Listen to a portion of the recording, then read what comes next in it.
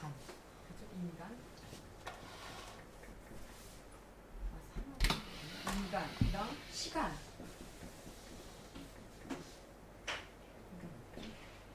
이거 맞나? 아니면 뭐지? 때 시자가 뭐지? 맞는 것 같은데? 아니 이거는 시인할 때 날이정 이거다 그죠? 그 다음에 공간. 공은 다 사이간자가 들어가요. 이거 너무나 뭐 알려진 얘기예요. 그래서 시간. 우리가 지금 이 순간 시간을 사실 못 잡아요. 지금 제가 말을 하는 동안 시간이 계속 흘러가잖아요. 그래서 현재라고 말하고 순간이라고 말하지만 이 시간은 우리가 머무를 수 없어요. 그래서 이 사실은 사진의 발명은 대단한 거예요. 그 시간을 딱 묶어놓는 것 같은. 그래서 사실은 시간과 시간 사이에 우리가 있는 거죠. 현재라고 말하고는 있지만 이 현재라는 말 자체가 과거와 자꾸 막 흘러가고 있잖아요. 그다음에 공간은 지금의 내가 이 공간이 제일 가장 정적인 것처럼 느껴지지만 과연 이 공간이 어제 이 공간이었을까? 이건 조금 고민해 볼 필요가 있어요. 그죠? 왜냐하면 이제 여러분들이 처음 이곳에 왔을 때와 그 다음에 왔을 때 느껴진 익숙도가 다르죠. 이미 이 공간이 어제 만난 공간과는 다른 느낌으로 확 와닿을 수가 있어요. 그렇죠? 여기서 맨날 먹고 자고 하는 임집사는 더 다르겠죠. 그러니까 이 공간 역시 그런 사이의 개념이 있습니다. 그래서 근데 인간에도 사이간자가 들어가요. 그러고 생각해보면 우리도 과연 어제의 나와 오늘의 나 지금 순간의 나가 과연 무엇으로 존재하는 거 약간 고민하면 그게 재밌습니다. 그리고 여기 좀 더 확장해서 생각해보면 우리는 어떤 진짜 항상 무언가의 사이 어딘가에 있는 거예요. 그래서 예를 들어서 아이를 야단칠 때도 뭐 괘씸을 혼내줘야지 막 하다가 다시 잠깐 머물러 생각하면 아이가 그럴 수도 있지. 항상 이 사이에 서 있어요. 판단에. 저 나쁜 사람 하려다가 뭐 사연이 있겠지 하면 또 괜찮아져. 또 막 좋았다가도 아무리 그래도 저 사람 나쁜데 하니까 우리의 감정 자체도 어떤 중간에 있지 않을까. 한번 여러분들이 스스로 자신을 저는 이런 거 좀 많이 해보거든요. 테스트 해보세요. 막 화내려고 할 때 저 사람 왜 옛날에 좋은 점을 다 잃어버렸지? 하는데 다시 생각하면 그래. 그거가 없는 대신 이게 있지 저 사람은 하면서 우리가 감정도 어떤 사이에 많이 있는 것 같아요. 그래서 뭐 사이 존재 제가 이걸 한번 글로 썼더니 우리 정동일 입사님이 자기 선배 중에 사이라는 분이 있으시대요. 싸이가 아니라 아주 멋진 삶을 사시더라고요. 그래서 그분이 뭐 링크를 해놨는데 아주 독특한 삶을 자기 생각으로 누리는 분이 계시대요. 그래서 우리는 인간 중간에 이상하시네요.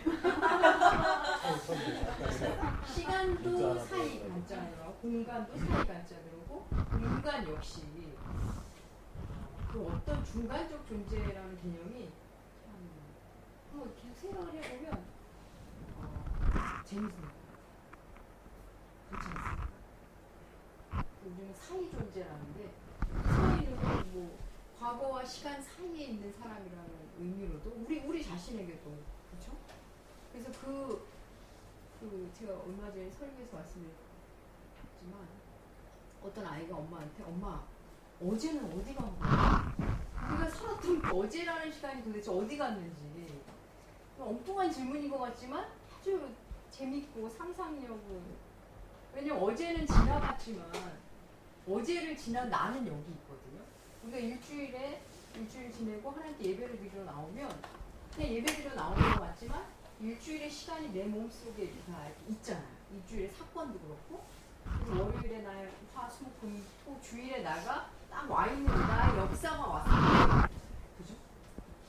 그래서 새로운 분을 만났다. 제가 우리 박 집사님 만났다. 그러면 그분의 10대, 20대, 30대를 같이 마주한 거예요. 그죠? 지금 이 순간만 보이고 있지만 그 안에는 그분을 있었던 그 많은 세계가 다 들어가 있는 거죠. 그래서 인간이 갖는 아주 고유의 독특함과 신비로움이 있습니다. 이렇게 생각하면 어느 누구도 함부로 대할 수가 없죠. 재밌지 않습니까? 그래서 우리는 사람을 자꾸 생각하면 사람을 자꾸 생각하면 누구를 생각하게 되냐면 하나님을 생각해요. 왜? 사람은 하나님의 형상대로 지은 거예요. 또 반대로 하나님을 자꾸 알고 싶고 만나보면 사람에 대한 이해가 높아져요. 왜? 하나님의 형상대로 지은 거예요. 그래서 우리가 말씀을 읽고 배우고 느끼고 하면 이제 반드시 결과가 나와요. 변화. 신앙은 불교도 변화거든요. 불교에서도 모든 신앙은 변화를 이야기해요. 뭐 물론 우리는 종교는 아니에요. 우리는 신앙이에요. 종교가 아니기 때문에 좀 죄송한 얘기지만 제가 잠깐 강의 다니는데 훌륭한 강사님이 설명을 하시는데 신앙과 삶이 일치해야 하는 이유를 말씀하시더라고요. 근데 저는 좀 충격받았어요. 저걸 설명해야 된다는 것이. 제 마음이 전달되십니까?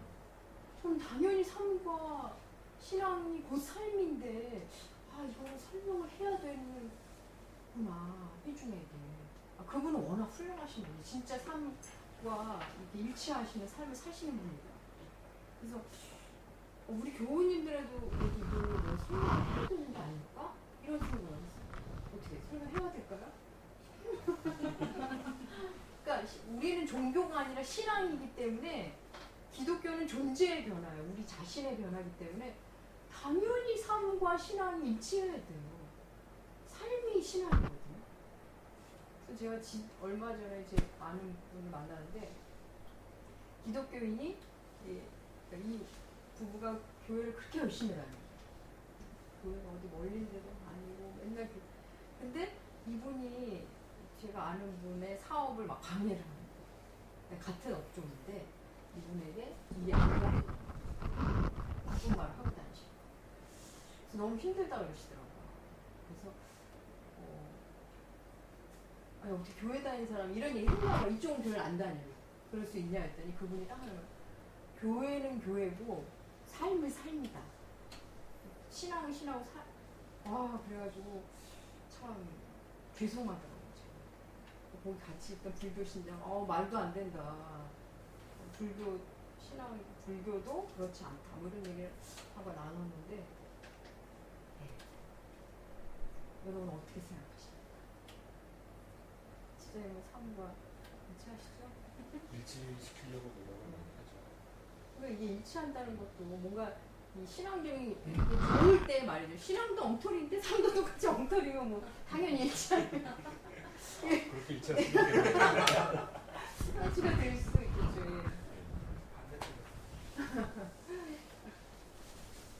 보통은 그렇게 얘기하는 것 같아요. 삶 따로 신앙 따로. 그래서 삶 따로 신앙 따로가 아닌 것을 알려주기 위해서 하나님이 우리의 삶을 이렇게 흔드시기도 합니다. 너무 흔들리니까 삶에서도 이제 하나님 찾는 거예요. 너무 힘드니까. 그러면 삶 따로 신앙 따로가 아니라 이제 걱정거리 힘듦이 생기면 일하면서도 하나님 생각하니까. 그래서 이제 삶이 모두 신앙이라는 걸 알려주시기 위해서 때로는 어려움을 던져주시고. 우리가 함께 나눴나? 애들이 하나님 딱 찾을 때가 언제인 줄 아세요? 물건 잃어버렸어요. 저희 아이가 친구한테 물건을 잃어버렸대요. 그래서 기도의 찐이래 했더니 그랬다. 어서 오세요. 그래 지난주에 못 봤는데. 어서 오세요. 여기 앞에 앉으세요. 김영찬 씨한테 계시네. 김영찬 씨 뒤에 가시면 되죠. 이러면서 어서 오세요. 안녕하세요. 여기 앉으세요. 나는 저기서 있어. 어서 오세요. 오른쪽이랑 같이 앉아. 네, 저 오른쪽.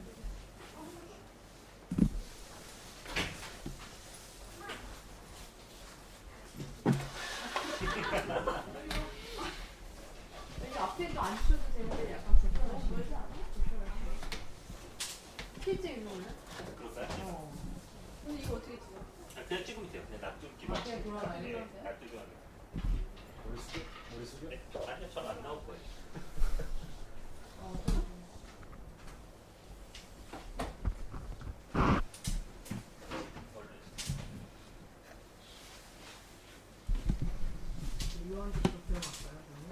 권사님 기도.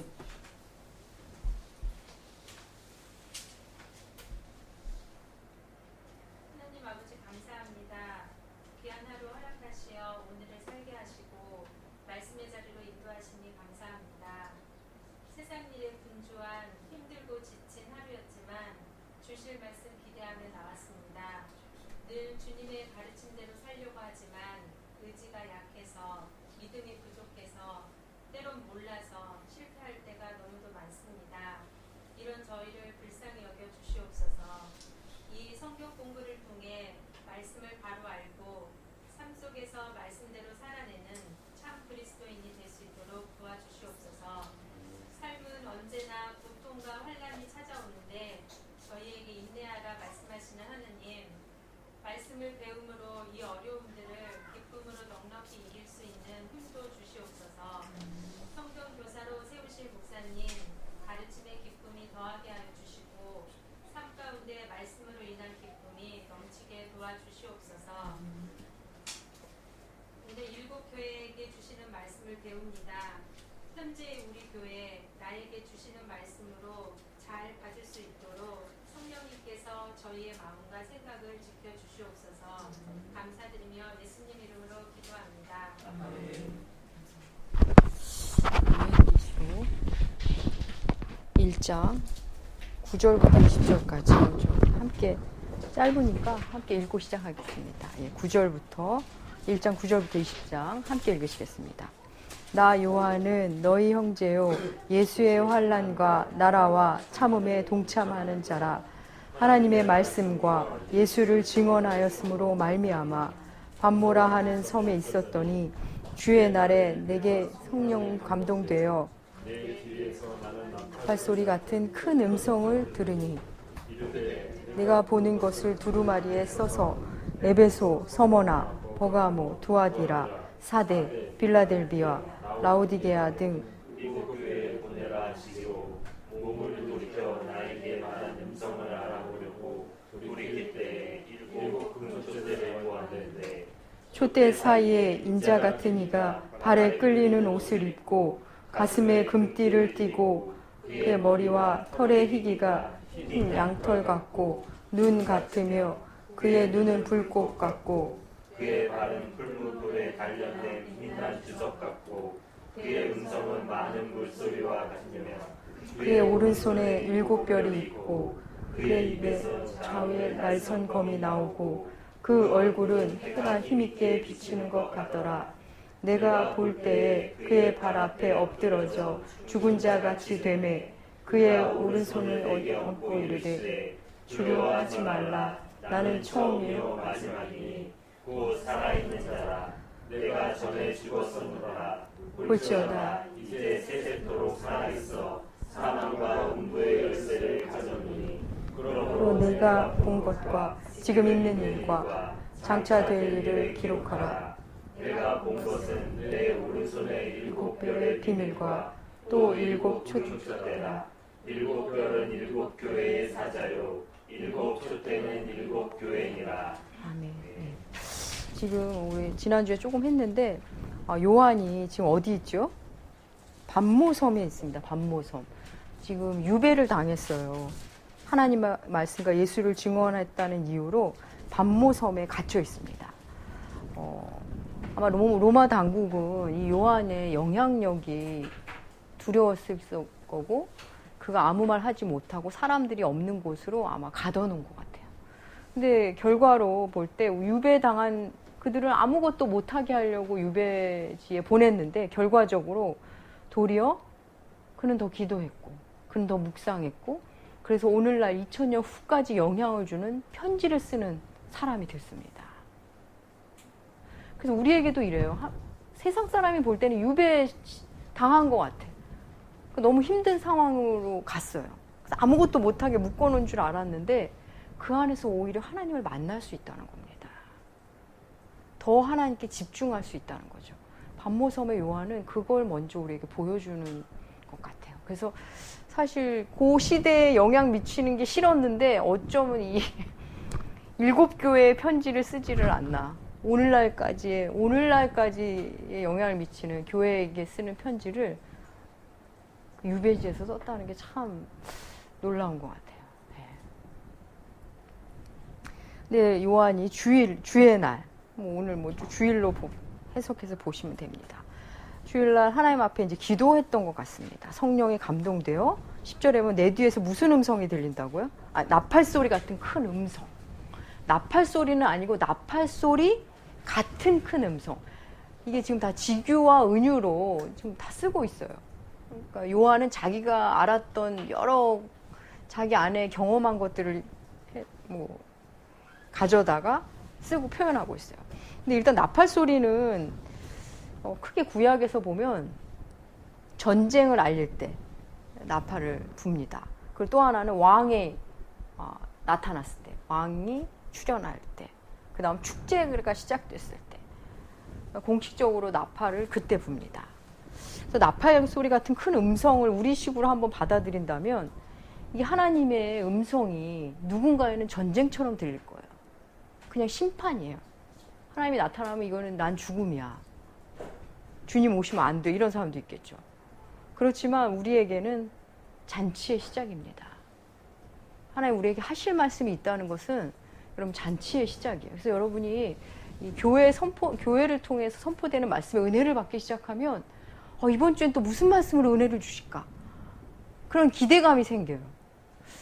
여러분들도 그런 기대감을 많이 가지시면 좋은데 저는 예전에 그런 기대감으로 항상 주일이 힘들면 힘든 대로 무슨 말씀으로 위로해 주실까?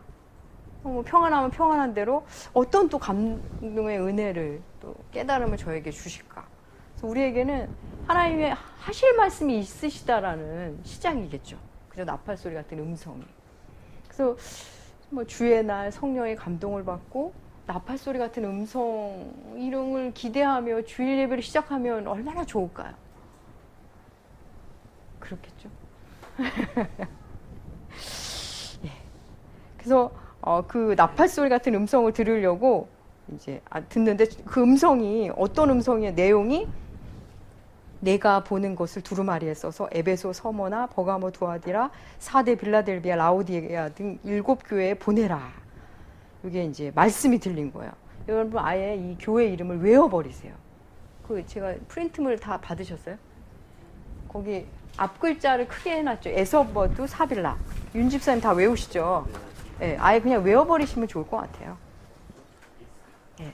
그래서 지금 이 1장 앞부분은 네, 다 받으세요.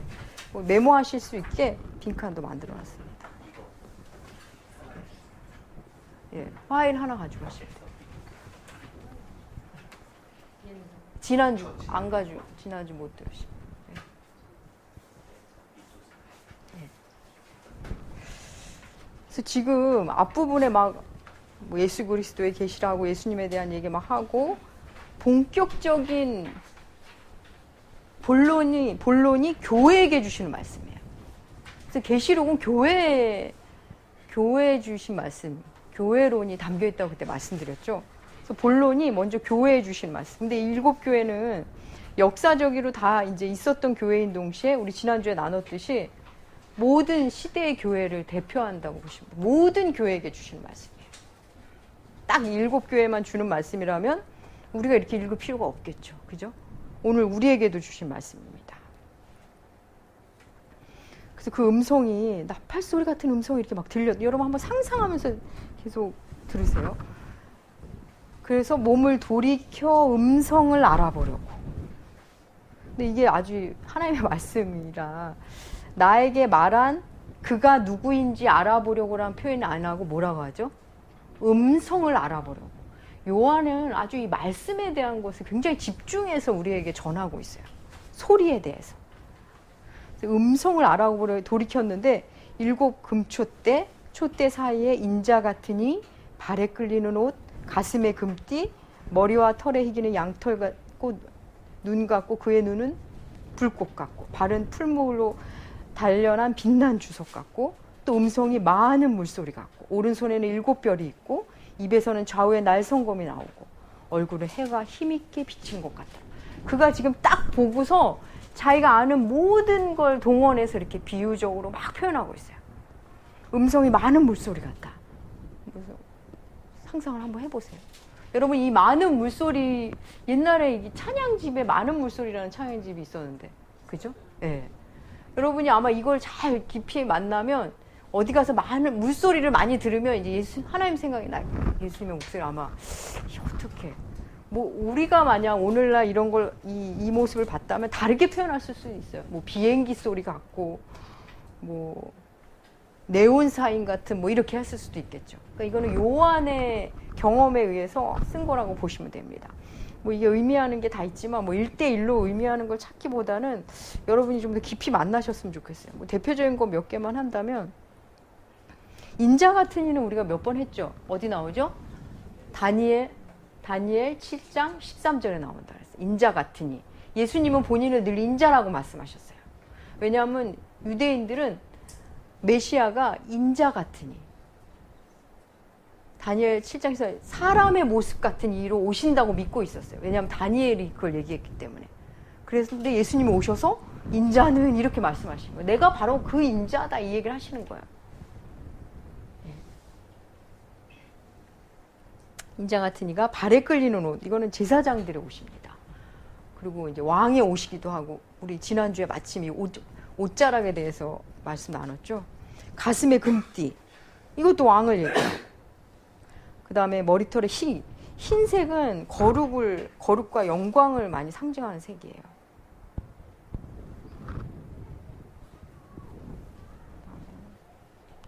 칠은 항상 완전수고, 주석은 권위를 상징하고, 뭐 요 정도만 이렇게 이해하시고 여러분이 더 상상하고 그렇게 만나면 더 좋을 것 같아요. 해가 힘있게 빛남 같더라. 좌우엔 날성검이 있고. 그래서 이거를 있는 그대로 그린 그림들이 있거든요. 근데 어떤 때는 오히려 저는 저의 상상력을 깨뜨리더라고요. 그냥 여러분이 마음껏 상상하시면 좋을 것 같아요. 해가 힘있게 빛남 같더라. 네. 그래서 이걸 본 그의 반응이 어떻죠? 제일 처음에 반응? 예. 엎드려서 죽은 자 같았다 그랬어요. 여러분 어떻게 생각하십니까? 여러분 같으면 어떻게 하셨을 것 같아요? 어떨 때 우리가 죽은 자 같이 하죠? 두려울 때. 예.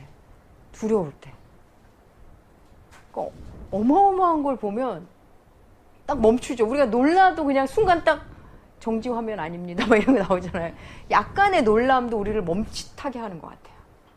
네, 너무나 큰 놀라움은 죽은 것 같은. 그러니까 요한에게 있어서는 아마 이게 가장 자기가 본 광경 중에 가장 놀라운 광경이었겠죠. 죽은 자 같았대요.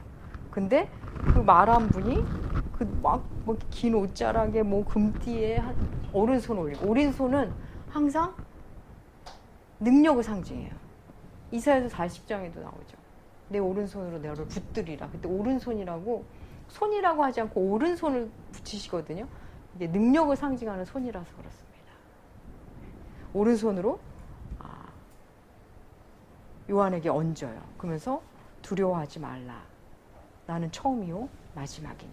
그러니까 항상 우리가 그랬죠. 두려워하지 말라 말씀하신다는 것은 지금 굉장히 두려움에 떨고 있는 거예요. 하나님 우리의 마음을 읽으시고 두려워하지 마라. 나는 처음이요 마지막이고 살아있는 자라. 내가 전엔 죽었었노라. 볼지어다 이제 세세토록 살아있어 사망과 음부의 열쇠를 가졌노니 그러므로 내가 본 것과 지금 있는 일과 장차 될 일을 기록하라. 그리고 이제 말씀하십니다. 여기서 보면 처음이요 마지막이니, 우리 이미 1장 8절에서 알파와 오메가에 대한 얘기를 나눴죠. 처음이요 마지막이라는 것은 하나님께서 처음 시작한 자는 끝을 맺으신다는 거예요. 반드시 끝이 있다는 거. 그리고 끝은 내가 낸다는 거예요. 그래서 지금 이 배경이 교회들이 힘든 시기잖아요.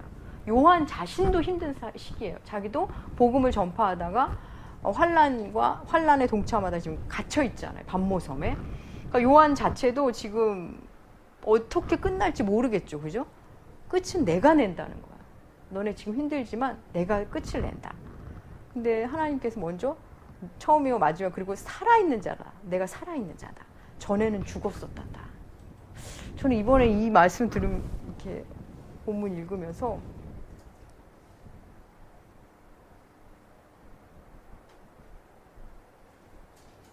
이걸 우리가 너무 힘들잖아요. 그래서 죽고 싶을 때, 꼭 죽고 싶을 때도 있고, 내가 꼭 죽은 자 같이 느껴질 때, 내가 아무것도 할 수 없구나. 차라리 죽었으면. 너무 힘들다면 어른의 삶이 그렇죠. 이런 핍박이 아니더라도. 근데 하나님이 그러시는, 예수님 그러시는 거예요. 나도 죽었었단다. 나도 죽어봤단다. 너의 고통을 안단다. 이런 말씀 하시는 것 같아요. 그래서 어쩌면 우리가 죽음 앞에서 큰 두려움이 올 때 나도 죽었었단다. 내 손 잡고 가자. 이렇게 말씀하실 것 같아요. 나도 죽었단다.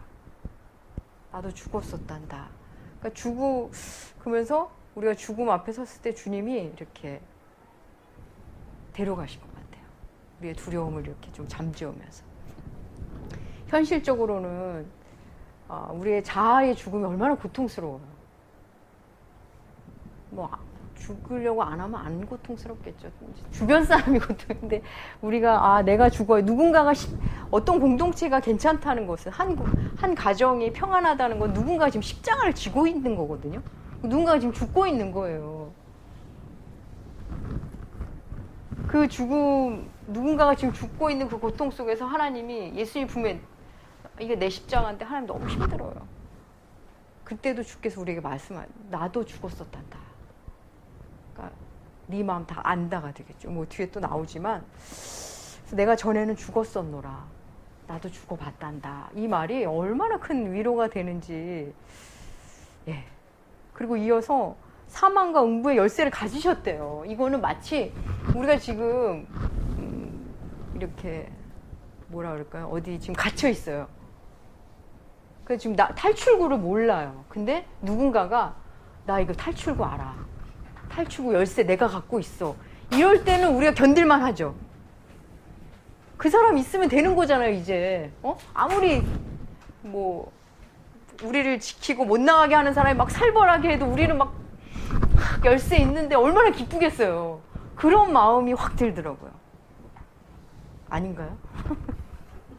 그래서 주님이 열쇠 갖고 있는데 주님은 내 편이고 날 위해서 오셨는데 그걸 여는 열쇠를 가지신 분이라는 거죠. 그러면 견딜만 해지는 거예요. 지금 아무리 핍박이 오고 힘들게 해도 우리 탈출구 알잖아. 막 전달. 야, 힘내. 탈출구 알아냈어. 그분이 오셨어. 그 느낌으로 막 해주시는 것 같아요. 19절. 그러므로 네가 본 것, 지금 앞에 본 것, 지금 있는 일, 장차 될 일. 뭐 이거는 이제 앞으로 본문을 이렇게 읽어가면서 더 아시게 될 거예요. 그다음에 20절에 보면 네가 본 것은 내 오른손에 7별의 비밀과 7 금초대란 말씀을 하세요. 그리고 이거에 대해서 직접 풀어주시거든요. 7별은 뭐라고요? 7 교회의 사자. 7 촛대는? 예, 7 촛대는 쉬워요. 7 촛대는 7 교회를 상징하는 거구나. 이렇게 보면 되는데 7별은 7 교회의 사자라는 말을 해요. 사자. 그리고 그 앞에 보면 이거 지금 20절이 2번 반복되는 거 여러분이 이렇게 보세요. 2번 7 별의 비밀, 7 금초대 하고 한번 말씀하셨어요. 그리고 다시 풀어 말씀하십니다. 7 별은 7 교회 사자, 7 촛대는 7 교회야 이렇게 말씀하시죠. 근데 7 촛대가 7 교회다. 이거는 뭐 1대1로 되는데 7 별에는 비밀이란 표현을 쓰세요. 좀 이상하죠. 예. 이거는 조금 설명이 필요합니다. 7 교회의 사자. 이 사자가 과연 뭘까? 여러분 한번 상상해 보세요. 7 촛대는 7 교회. 이거는 쉬운데 7 별은 7 교회의 사자래요. 그럼 이게 무슨 뜻일까요? 7 교회 사자가 뭘까요?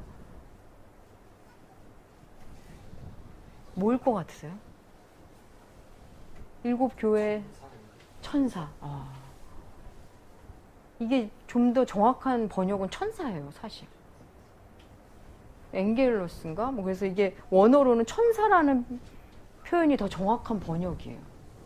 그러면 7 교회마다 천사가 있다는 거잖아요, 그죠? 그게 7 별이다. 여러분 이런 얘기 들어보셨어요? 교회마다 천사가 있다. 처음 들으시죠? 그래서 이 안에 비밀이 있다는 것 같아요. 이거 뭔가 비밀이 있는 얘기죠. 천사라고 우리 성경도 번역을 안 했어요. 왜냐하면 이 유대사 이거 자체가 조금 성경 자체가 유대인들에게는 천사 숭배 사상이 있었거든요. 천사를 숭배했어요. 우리도 천사들 좀 배웠잖아요. 천사들 누가 있죠? 저 말고 다른 천사들. 가브리엘, 미가엘. 우리 배웠잖아요. 그죠? 그래서 천사를 우리가 이미 배웠는데 한번 계시록 19장 보세요. 19장 10절 19장 9절에 보면 계시록 19장 9절에 보면 천사가 내게 말하기를 기록하라. 천사가 지금 말을 막 했어요. 그러자 10절 내가 그 앞에 엎드려 경배하려 하니 천사 앞에 경배하려고 그랬더니 그가 천사가 나에게 말하기를 나는 너와 및 예수의 증언을 받은 내 형제들과 같은 종이니 삼가 그리하지 말고 오직 하나님께 경배하라 이랬어요. 지금 천사가 뭐라는 거죠? 나 경배하지 마. 그리고 자기는 뭐라고요 지금? 어떤 종? 그 형제는 어떤 종? 어떤 형제? 그렇죠. 예수의 증언을 받은 형제라고 말해요. 자기소개를. 그리고 다시 22장 보세요. 계시록 22장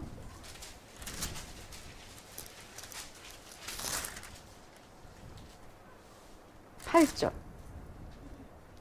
이것들을 보고 들은 자는 나 요한이니 내가 듣고 볼 때 이 일을 내게 보이던 천사의 발 앞에 경배하려고 엎드렸더니 9절 그 천사가 내게 말하기를 나는 너와 내 형제 선지자들과 또 두루마리의 말을 지키는 자들과 함께 된 종이니 그리하지 말고 하나님께 경배하라. 여기서 천사는 또 이번에 뭐라고 얘기하죠? 그렇죠. 예. 그런 선지자들, 두루마리의 우리로 말하면 성경의 말을 지키는 자들과 함께 된 종이라고 표현을 해요. 그럼 여러분이 생각하는 천사와 여기에 기록된 천사가 어때? 같아요? 천사가 두루마리를 읽고 열심히 말씀을 지킬까요? 어떻게 생각? 그런 생각은 안 해보셨죠? 솔직히. 그러면 이 너희 형제와 같은 이렇게 설명을 할 때 이 사람들은 누구죠? 내 형제와 현선지자들, 두루마리의 말을 지키는 자들은 누구죠? 우리 성도들, 교회들. 그러면 이 천사라고 번역된 이 아까 일곱 교회 사자를 천사라고 용어를 똑같이 쓰거든요. 그러면 이 사람은 결국 누구라는 거죠? 우리라는 거예요. 여기까지 이제 진도가 나가셨죠. 그러면 이 본문의 의미가 우리가 정확히는 모르지만 그래서 비밀이라는 말을 쓰지 않았을까? 어떻게 생각하세요? 그냥은 몰라. 근데 비밀은 이렇게 알려줘야 아는 거잖아요. 그래서 일곱 별의 비밀, 일곱 교회의 사자, 그래서 일곱 교회마다 천사가 있는 게 아니라 이 일곱 교회를 지키는 천사는 결국 누구다? 우리다. 교우들이다. 성도들이다. 어떻게 생각하세요? 지금 잠깐 연결이 좀 덜 되실 수도 있어요. 괜찮아요, 그래도. 약간 어렴풋하게만.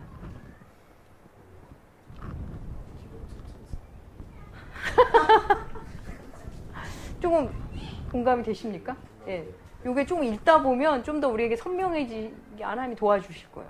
그래서 비밀이란 말이 저도 이게 지금 학자들도 이 사자가 뭐다라는 말을 명확히 근데 뭐 성도일 것이다 이렇게 추측하는 분들은 많죠. 근데 그 본문에 준해서 보면 우리가 교회를 지킨다는 거죠, 결국은. 공감이 되십니까?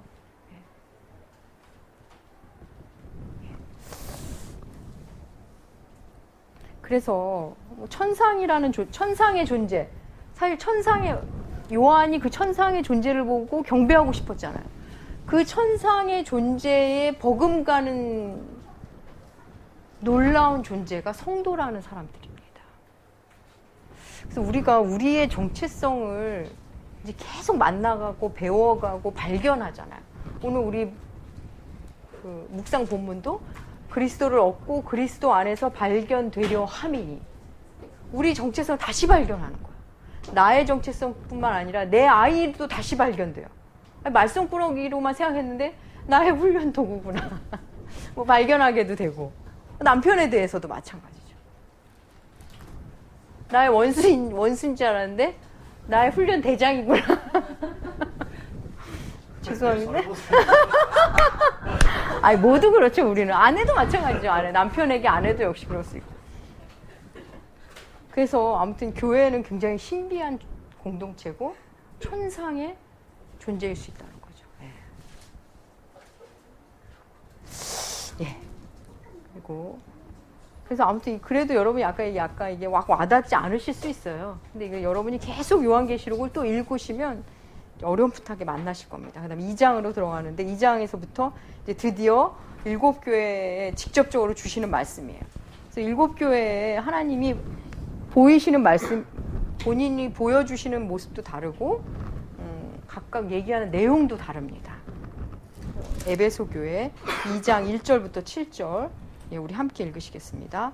에베소 교회 사자에게 편지하라. 오른손에 있는 7별에 붙잡고 7 금촛대 사이를 거니시는 이가 이르시되 내가 내 행위와 수고와 내 인내를 알고 또 악한 자들을 용납하지 아니한 것과 자칭 사도라 하되 아닌 자들을 시험하여 그의 거짓된 것을 내가 드러낸 것과 또 내가 참고 내 이름을 위하여 견디고 게으르지 아니한 것을 아노라. 그러나 너를 책망할 것이 있나니 너의 처음 사랑을 버렸느니라. 그러므로 어디서 떨어졌는지 생각하고 회개하여 처음의 일을 가지라. 만일 그리하지 아니하고 회개하지 아니하면 내가 내게 가서 내 촛대를 그 자리에서 옮기리라. 오직 내게 이것이 있으니 내가 니골라당의 행위를 미워하는도다. 나도 이것을 미워하노라. 귀 있는 자는 성령이 교회들에게 하시는 말씀을 들을지어다. 이기는 그에게는 내가 하나님의 낙원에 있는 생명나무의 열매를 주어 먹게 하리라. 에베소 교회는 일단 우리에게 좀 유명한 교회죠. 에베소서가 있으니까. 근데 하나님께서 예수님께서 교회마다 칭찬도 하고 책망도 하고 어디는 칭찬만 하고 어디는 책망만 하는 교회도 있습니다. 근데 칭찬이 됐던 책망이 됐던 하나님은 사랑하는 자에게 책망도 하십니다. 여러분 뭐 옆집 멀리 나랑 상관없는 사람을 책망하진 않잖아요. 그리고 할 만한 사람에게 책망을 들으면 그게 이렇게 책망을 듣고 수정하고 자신이 변화할 만한 사람에게 책망을 하게 돼요. 물론 그냥 막 할 수도 있지만 그게 아니라 보통의 책망. 그래서 책망을 듣는 건 사랑받는다는 거예요. 그래서 이제 훌륭한 교회에 훌륭한 목사님이 훌륭한 성도를 향해 책망하는 거는 아름다운 겁니다. 그래서 책망하지 않는다는 것은 내가 아직 그 수준이 안 된 걸 수도 있어요.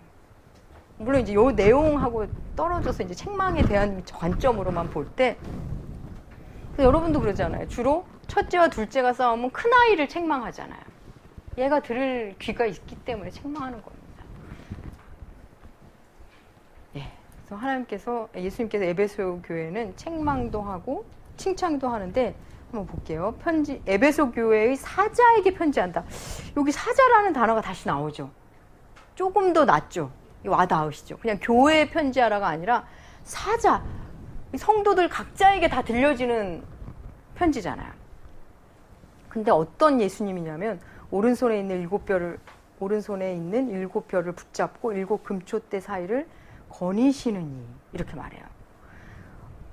그 발신자가 됐죠. 이 발신자에 대한 표현이 다 다릅니다. 서모나 교회 8절에 보면 처음이요 마지막이요 죽었다 살아나신 이가 편지 이렇게 말씀하시고, 버가모 교회 보면 좌우의 날성검을 가지신 이가 이르시고, 두아디라 교회는 그 발에 빛난 주석 같은 뭐 이렇게 표현하고, 다 교회마다 그 발신자가 달라요. 그렇죠?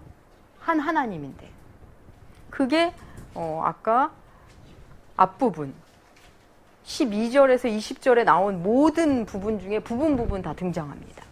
그래서 지난주에 우리 잠깐 말씀드렸듯이 한 교회에 하나님의 전체 모습을 보여주시지 않는다는 거죠. 아무리 훌륭한 교회도 하나님은 너무 크시기 때문에 우리가 그분을 다 알기는, 그러니까 우리 개인도 마찬가지고. 근데 이걸 누가 다 보죠? 요한. 택함 받은 자, 부름 받은 자는 다 보죠. 그죠? 네. 거기까지만. 예. 근데 하나님께서 먼저 뭘 하냐면 2절 칭찬을 먼저 하시죠. 내가 내 행위와 수고와 내 인내를 안다고 말씀하시는데, 이게 좀 더 정확한 표현은 내 행위 곧 너의 수고와 너의 인내예요. 조금 다르죠.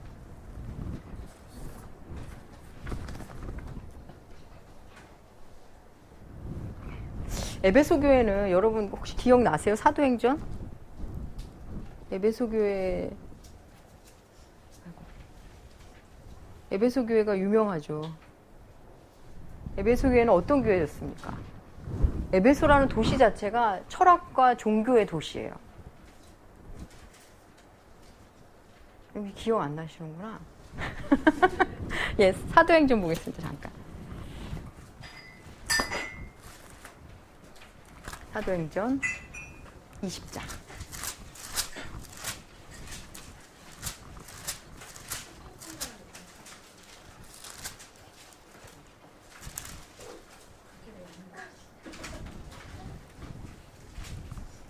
에베소 교회 뭐 아데미 신성도 있었고, 에베소 교회 20장에 보면 사도 바울이 31절. 이 에베소 사도행전 20장 후반부는 에베소 장로들에게 하는 고별 설교 나오죠. 여기서 이 장로님들이 막 울고 막 떠나보내면서 막 슬퍼하는 장면 나오잖아요. 그때 이제 밀레도에서 일종의 고별 설교를 하는데, 그때 보면 31절에 사도 바울이 3년을 밤낮 쉬지 않고 눈물로 각 사람을 훈계했어요. 그러니까 사도 바울이 직접 3년 동안 가르쳤으니 얼마나 말씀에 탄탄하게 훈련받았겠어요. 그리고 떠날 때도 지금 내가 여러분을 주와 및 그 은혜의 말씀에 부탁하니 그 말씀이 여러분을 능히 든든히 세우사 거룩하게 하심을 입은 모든 가운데 기업이 있게 하시리라. 말씀에 부탁한다. 제가 개인적으로 굉장히 좋아하는 표현인데, 말씀을 그동안 가르쳤고 여러분 안에 들어간 그 말씀이 여러분을 세울 거를 말씀에 부탁한다는 표현을 하고, 그만큼 열심으로 가르쳤던 교회예요. 그리고 또 하나는 아볼로가 이 에베소에 있었어요. 아볼로가 기억이 나시죠? 네. 아볼로도 성경에 능한 사람이었어요. 거기에다가 브리스길라와 아굴라도 있었어요. 브리스길라와 아굴라가 아볼로를 또 도와서 성경을 또 열심히 가르쳤죠. 그러니까 여기가 얼마나 말씀에 탄탄했겠어요.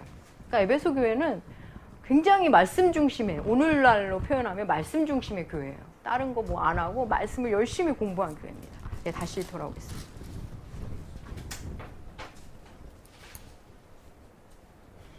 그래서 에베소 교회에 이제 내 행위 곧 수고와 인내를 내가 안다. 하나님 말씀하시는데, 악한 자들을 용납하지 아니한 것, 자칭 사도라 하되 아닌 자들을 시험하여 그의 거짓된 것을 내가 드러낸 것과, 당연하죠.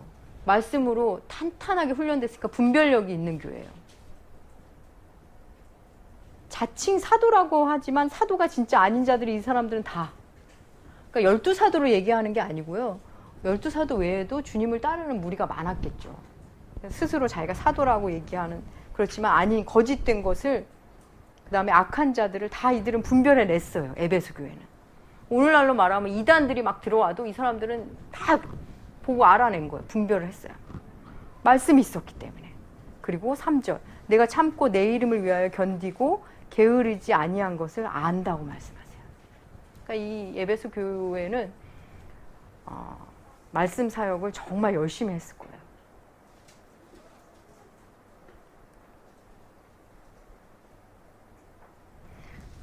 그래서 여기 안다는 말씀이 뭐 딴 데서도 나오는데 일단 나왔으니까 먼저 하겠습니다. 내 수고와 내 인내를 안다. 수고라는 말 따로 인내라는 말을 따로 하고 계세요. 수고는 우리가 이렇게 좀 더 적극적이고 능동적인 단어인 것 같아요. 그 인내는 다소 이렇게 수동적인 우리가 참아내는. 근데 아무튼 하나님이 아신대요. 뒤에서 안다를 하는 게 낫겠다. 예, 하나님은 그 우리의 수고와 인내를 아십니다. 근데 그거를 바라보지 않으면 여러분 교회는 항상 힘든 일이 생겨요. 내 수고를 왜 교회가 안 알아주지? 왜 사람이 안 알아주지? 내가 인내를 왜 그는 모를까? 사람은 몰라요. 알아도 거기서 거기에요. 하나님이 아신다는 걸 아셔야 여러분 이겨낼 수 있어요.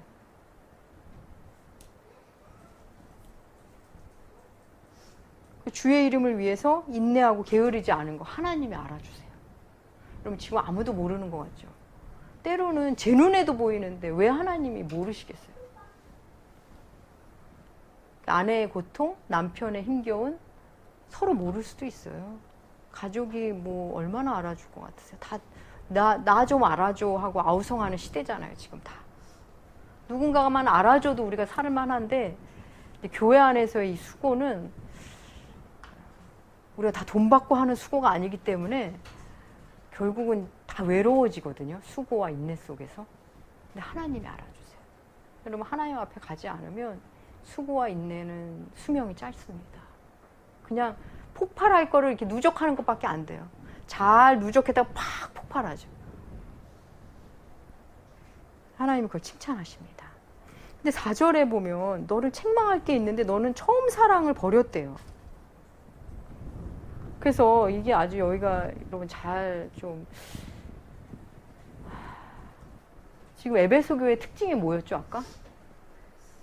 성경을 잘 알아요. 옳은 걸 아는 거예요. 옳은 걸. 근데 여러분 옳은 걸로 사람을 죽일 수 있습니다. 그러니까 성경을 많이 아는 게 좋은 건데 성경을 많이 알면 알수록 겸손과 사랑으로 겸비해야 돼요.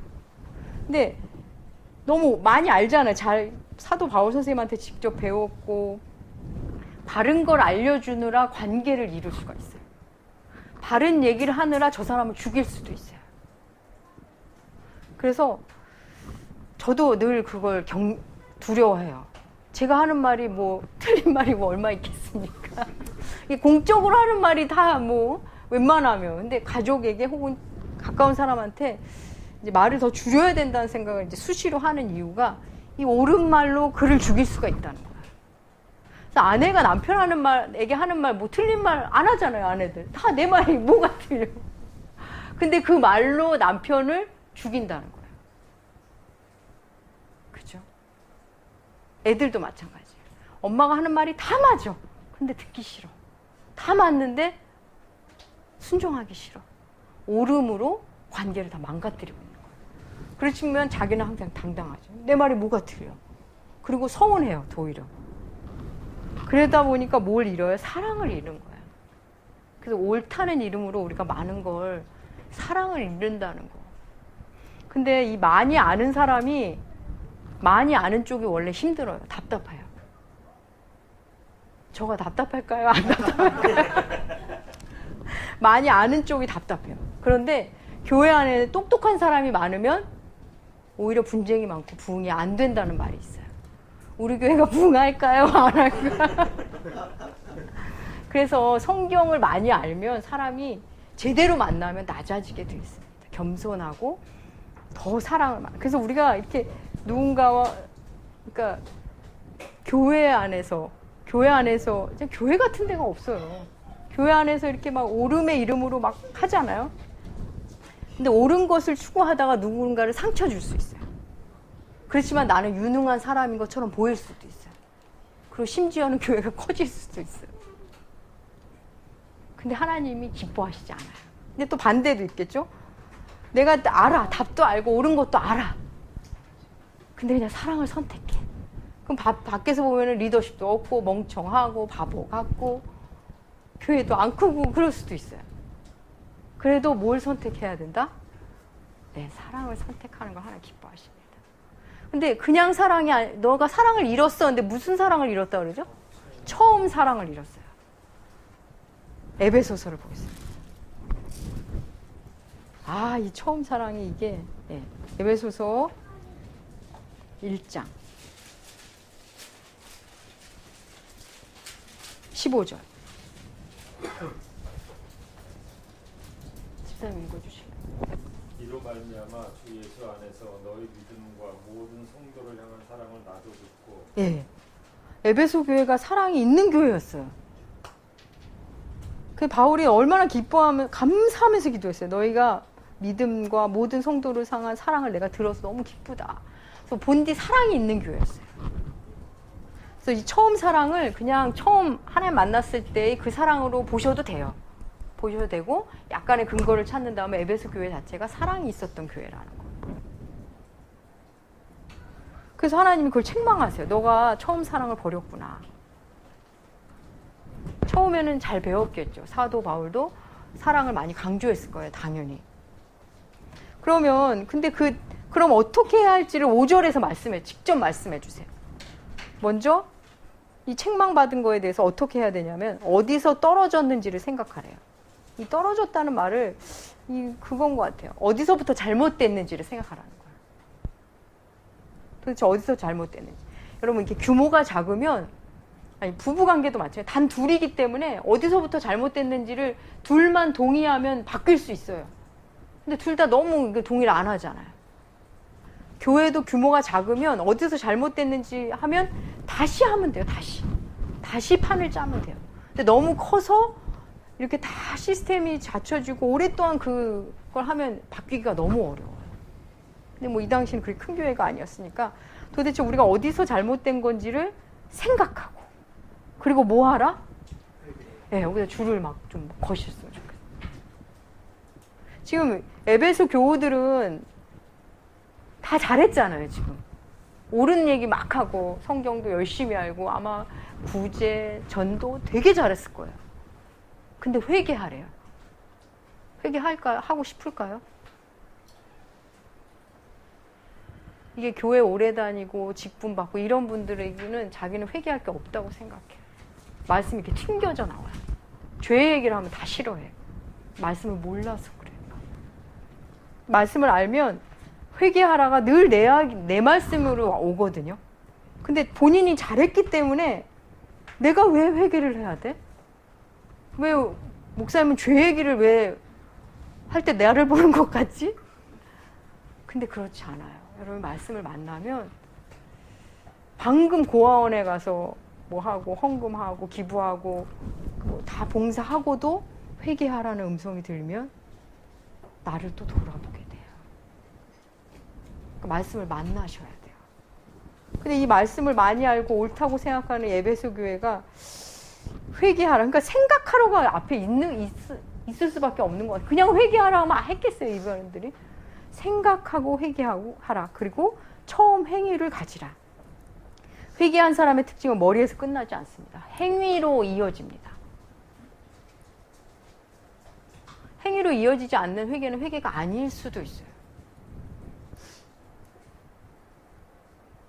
만일 그리하지 아니하고 회개하지 아니하면 내가 내게 가서 내 촛대를 그 자리에서 옮긴대요. 이 말도 좀 어려워요. 촛대를 옮긴다는 게 과연 무슨 뜻일까요? 촛대가 아까 뭐였죠? 교회. 촛대를 옮긴답니다.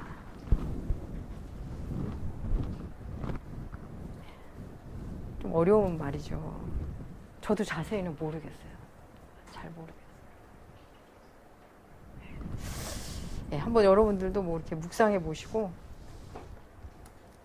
옛날에 이런 말 참 많이 했는데, 뭐 우리 한국 교회가 이렇게 가다가는 하나님께서 촛대를 옮기실 거야. 그죠? 그런 말 많이 했는데. 근데 뭔지 모르지만 알 것 같지 않아요? 예. 6절 오직 내게 이것이 있으니 내가 니골라당의 행위를 미워하는도다. 나도 이것을 미워하노라. 에베소에 이걸 잘한 거예요. 뭐 말씀을 잘하니까 교리에 당연히 능하고 뭐 이단 이런 거 한 번에 알아보는 거예요. 근데 주님이 미워하는 걸 함께 미워하는 게 얼마나 아름다운 건지 몰라요. 주님이 좋아하는 걸 나도 좋아하고 주님이 미워하는 걸 나도 미워하고. 그리고 귀 있는 자는 성령이 교회들에게 하시는 말씀을 들을지어다. 이기는 그에게는, 이긴다는 단어 우리 첫날 다 죽었죠. 내가 하나님의 낙원에 있는 생명나무의 열매를 주어 먹게 하리라. 상을 주시는데 생명나무, 이 생명나무 어디 나오죠? 창세기에 나오죠. 창세기에서 생명나무의 근처도 못 가게 하셨잖아요. 근데 그 열매를 주시겠대요. 근데 생명나무가 창세기에 나오고 여기 나오죠. 근데 중간에도 나와요. 한 두어 번 나오는데 잠언에 한번 보세요. 잠언.